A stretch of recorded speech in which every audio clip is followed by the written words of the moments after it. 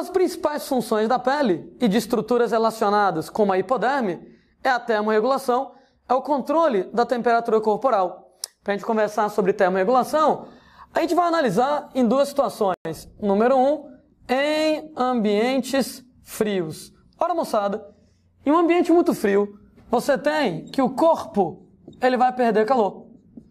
E uma vez, moçada, que o corpo perde calor, a gente então deve compensar a perda de calor.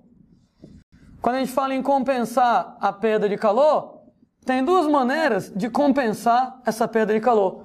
Ou você vai tentar segurar mais calor no seu corpo, ou você vai tentar produzir mais calor. Ou muitas vezes fazer os dois.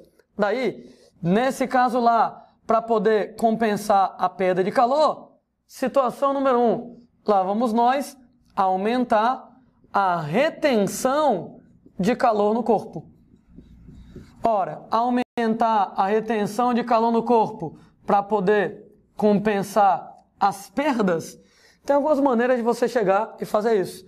Por exemplo, a hipoderme trabalha nisso.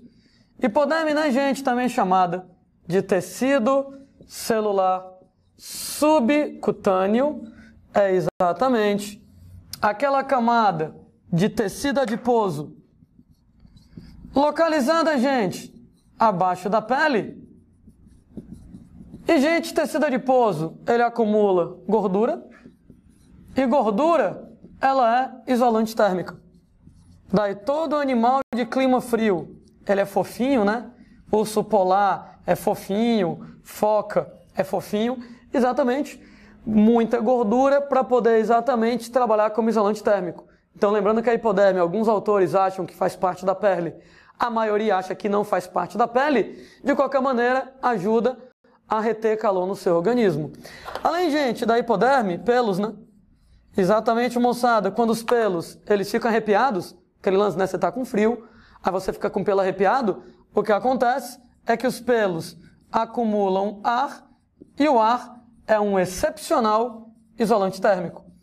Até estava comentando lá no vídeo passado que em ambientes frios tem aquele músculo eretor do pelo que deixa o pelo arrepiado para poder exatamente entrar ar, para quando passar o arrepio, o ar fica acumulado debaixo do pelo, o ar então como isolante térmico, para segurar calor em você.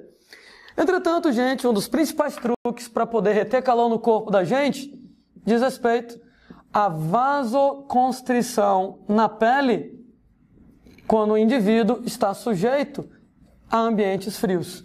Ora, toda vez que o sangue passeia na pele, ele perde calor para o meio.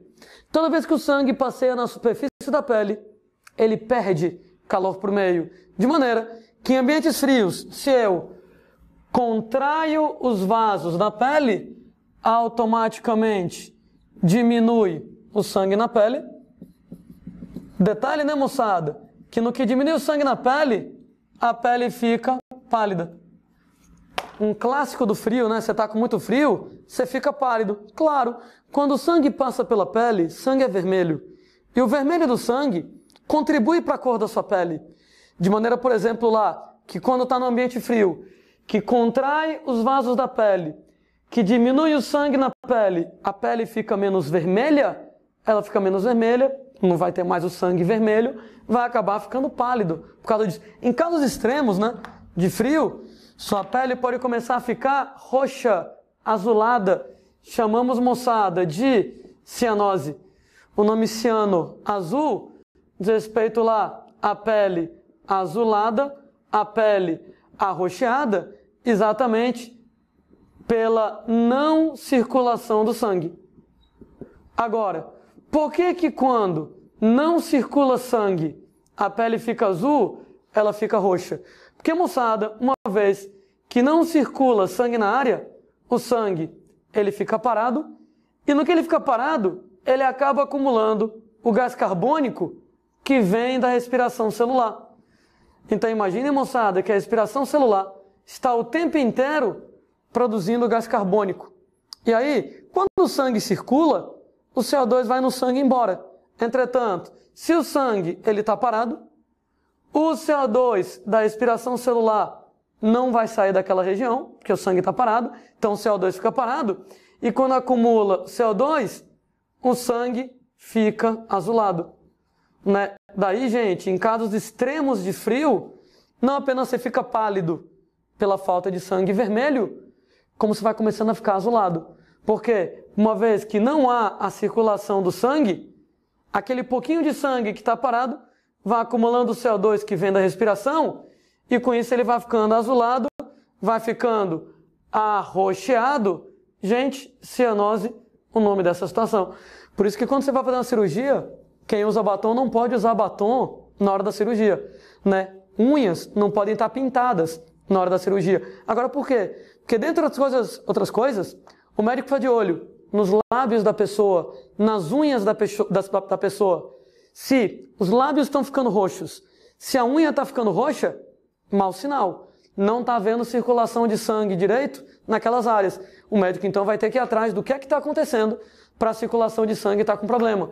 Então, se está lá, lábios azulados, arroxeados, não está circulando sangue, o sangue está parado, acumulando CO2, e por isso que ele está ficando azulado. Se usasse batom, se usasse lá esmalte, o batom esmalte iria esconder, né, a coloração arroxeada, né, nessa situação, e o médico não teria tanta facilidade de perceber isso. Né? Por isso, nada de batom, nada de esmalte, quando estiver fazendo a cirurgia. Estava comentando que quando você tem a vasoconstrição, diminui o sangue na pele, e no que diminui o sangue na pele, o resultado, automaticamente, é que diminui a perda de calor. Ora, gente, uma vez que diminui a perda de calor para o meio, automaticamente você retém mais calor no seu corpo. Né? Então, a contração dos vasos da pele ajuda a reter calor.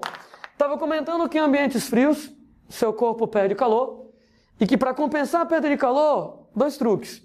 Ou você retém mais calor no corpo, ou você produz mais calor. Ou, normalmente, os dois, né? Quando a gente fala, moçada, em aumentar a produção de calor, tem alguns truques para isso, né? É o caso, por exemplo, de você aumentar o seu metabolismo basal. Ok, que significa lá metabolismo basal? Vamos nós filosofar um pouquinho. Metabolismo é o conjunto de todas as reações químicas no corpo de alguém e tem o metabolismo basal e o metabolismo total. Qual a diferença dos termos metabolismo basal, metabolismo total? Metabolismo basal, gente, ele é o metabolismo mínimo necessário à sua sobrevivência. Ou seja, quando eu falo no metabolismo mínimo necessário para a sua sobrevivência, quer dizer, para poder manter os órgãos vitais funcionando, manter o cérebro trabalhando, manter o coração batendo, para poder manter a temperatura corporal em dia. Ou seja, o termo metabolismo basal, né, o metabolismo mínimo necessário para você sobreviver, para você manter os seus órgãos vitais trabalhando, para você manter sua temperatura corporal legal. Como é que você vai medir o metabolismo basal de alguém? Metabolismo basal do cara, eu vou deixar ele deitado, imóvel. Deitado, imóvel, sem fazer nada. Se o cara estiver lá deitado, imóvel, sem fazer nada, gente, é o mínimo de energia que ele pode gastar. Então ele vai gastar energia só para manter os órgãos vitais e para manter a temperatura corporal. Claro que varia de pessoa para pessoa, mas, em média, o metabolismo basal nos humanos é na casa de 1.100, 1.200 quilocalorias por dia. Sendo, moçada, que o termo metabolismo total aí já não é mais o mínimo necessário para a sobrevivência. O total é o basal, é o mínimo que você necessita, mais aquele que é necessário para as suas atividades normais.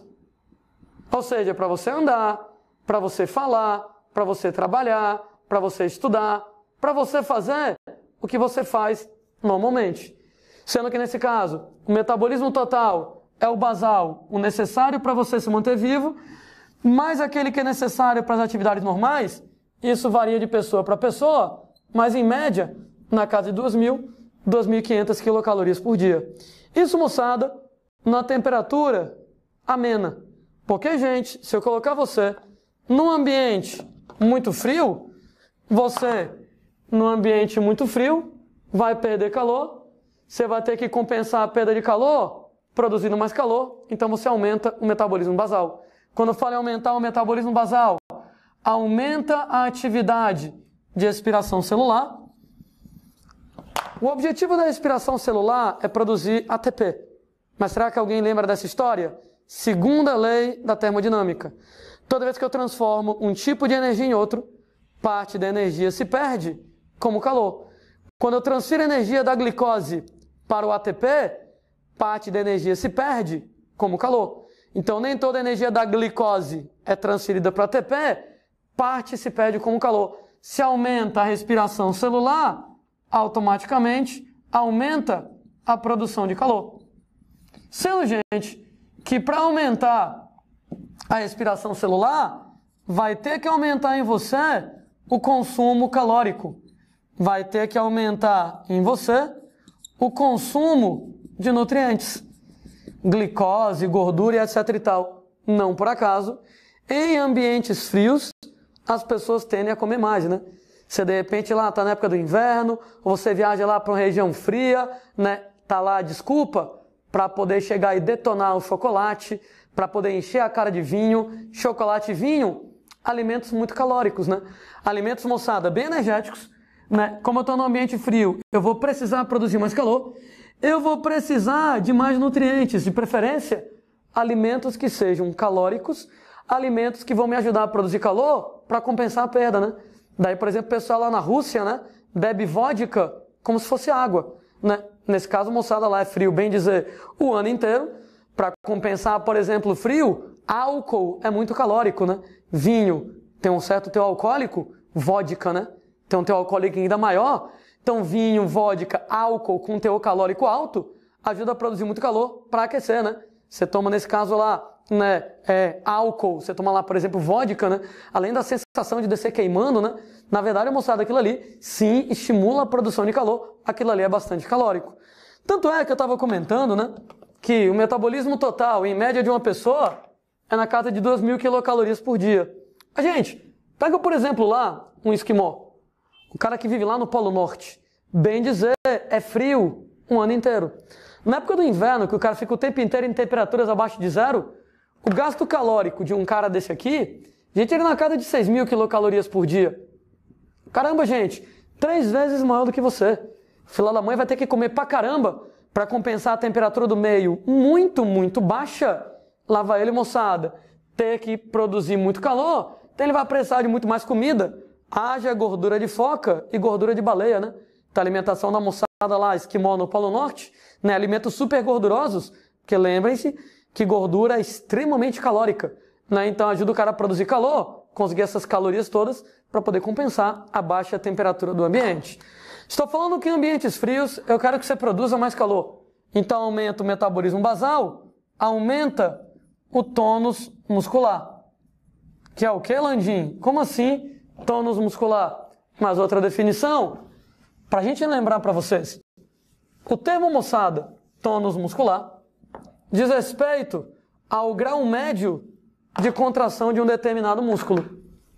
Seu músculo nunca está completamente relaxado, ele nunca está completamente contraído. Esse grau médio de contração muscular, ele é chamado de tônus muscular, né? Então nunca está todo relaxado, nunca está todo contraído, aquele grau médio chama tônus. Em ambientes frios, aumenta o tônus muscular. Você pode notar, né? Você de repente, sei lá, com frio, você fica todo contraído. Por que eu quero que aumente o tônus muscular? Por que eu quero que você fique todo contraído? Porque quando você contrai um músculo aperta o outro. E no que o músculo aperta o outro, isso gera atrito. E no que você tem atrito entre os músculos, atrito gera calor. Aumenta automaticamente a produção de calor. Sendo, né, gente, que em casos extremos de frio, não apenas você fica todo contraído, como você fica tremendo. Ora, gente, nesse caso lá, quando a gente fala em tremores musculares, aí, gente, é que gera atrito mesmo. Então, claro, já aconteceu com todo mundo, de por um motivo ou por outro, você tá lá, batendo os queixos de frio, né?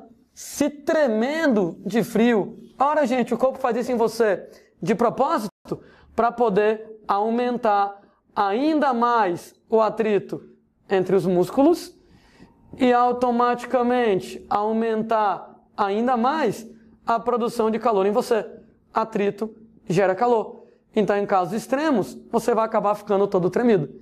Quem é que regula tudo isso? Ora, existe uma região do sistema nervoso central chamado de hipotálamo, que o hipotálamo é exatamente o centro de regulação térmica do corpo da gente. Quando a gente fala lá em centro de regulação térmica do corpo da gente, é o hipotálamo, por exemplo, que nota: ah, tá frio? Você está perdendo calor? Então vamos compensar a perda de calor, vamos reter calor. Não, claro que ele não vai mexer com a gordura que já está lá. Mas, moçada, o hipotálamo manda os pelos arrepiarem. O hipotálamo manda contrair os vasos sanguíneos da pele. O hipotálamo manda produzir mais calor, aumentar o metabolismo basal, aumentar o tônus muscular, se necessário, promover tremores musculares. Então, nesse caso, o hipotálamo que vai acabar promovendo todos esses efeitos. Estou discutindo o que acontece, gente, em situações de frio. A gente, moçada, descreve agora o que acontece em situações de calor, né? Nesse caso lá, em meios muito quentes. Em meios quentes, né, moçada? Brincadeira, vai ser diferente. Em meios quentes, o corpo vai ganhar calor do meio. E uma vez, gente, que o corpo ele ganha calor, o resultado é que você tem que eliminar calor. Então você tem que dar um jeito de eliminar calor em ambientes que estão quentes. Tá quente demais, teu corpo está ganhando calor? Vamos botar calor para fora? Existem, gente, alguns truques para poder botar calor para fora. É o caso, por exemplo, de você falar em aumentar a sudorese. Ora, as glândulas sudoríparas, então, elas vão estar trabalhando para poder aumentar a produção do suor e aquela história que o ato de suar não esfria você. Entretanto, a água tem um alto calor de evaporação, de vaporização. Quando o suor evapora, consome o calor da pele e a pele, então, vai acabar resfriando. Truque número 1, para você botar calor para fora. Outro importante truque para você eliminar mais calor é a vasodilatação lá na pele. Estava comentando com vocês agora há pouco que toda vez que o sangue passa pela pele, eu perco calor. Tanto é que, se eu não quero perder calor, eu vou contrair os vasos da pele para diminuir o sangue na pele, tanto é que ela fica pálida, para diminuir a perda de calor. Só que aqui é o contrário, né? Aqui eu quero botar calor para fora.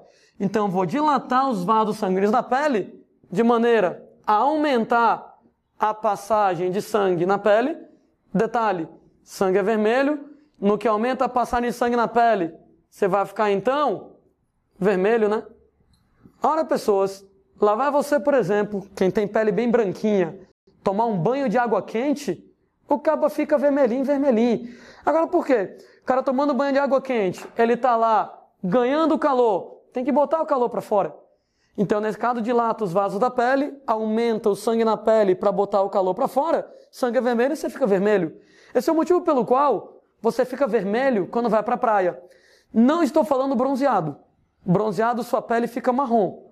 Bronzeado, a pele fica marrom, porque nesse caso, gente, aumenta a produção de melanina e a melanina que você tem fica mais escura.